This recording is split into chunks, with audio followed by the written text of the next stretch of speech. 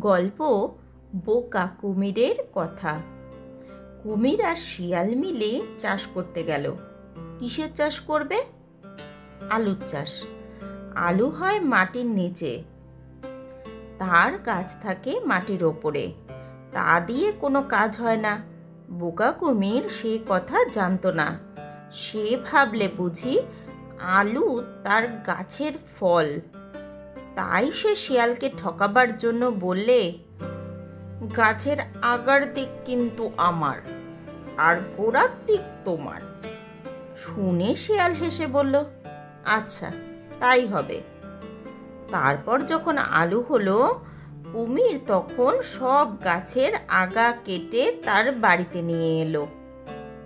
এনে দেখে তাতে একটাও আলু নেই। তখন সে মাঠে গিয়ে দেখলো শিয়াল মাটি খুঁড়ে সব আলু তুলে নিয়ে গেছে। কুমির ভাবলে, তাই তো, এবার বড্ড ঠকে গেছি। আচ্ছা, আসছে এবার দেখাবো। তারপরের বার হলো ধানের চাষ। এবার কুমির মনে ভাবছে আর কিছুতেই ঠকতে যাবে না। তাই সে আগের থেকেই শিয়ালকে বললে, ভাই, এবার কিন্তু আমি আগার দিক নেব না, এবার আমাকে গোড়ার দিক দিতে হবে। শুনে শিয়াল হেসে বলল, আচ্ছা তাই হবে। তারপর যখন ধান হলো, শিয়াল এসে ধান শুদ্ধ গাছের আগা কেটে নিয়ে গেল।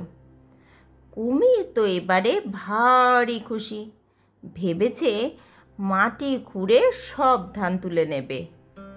ও কপাল! মাটি খুঁড়ে দেখে সেখানে কিছুই নেই। লাভের মধ্যে খড়গুলো গেল।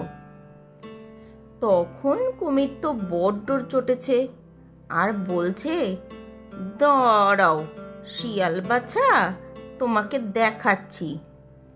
এবারে আর আমি তোমাকে আগা নিতে দেব না, সব আগা আমি নিয়ে আসব।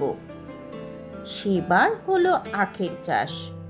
কুমির তো আগেই বলেছে এবার আর সে আগা না নিয়ে ছাড়বে না।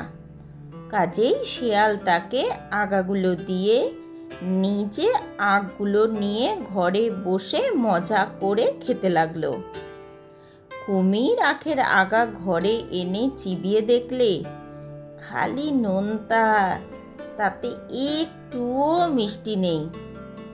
তখন সে রাগ করে আগাগুলো সব ফেলে দিয়ে শিয়ালকে বললে, না ভাই, তোমার সঙ্গে আর আমি চাষ করতে যাব না, তুমি বড্ড ঠকাও।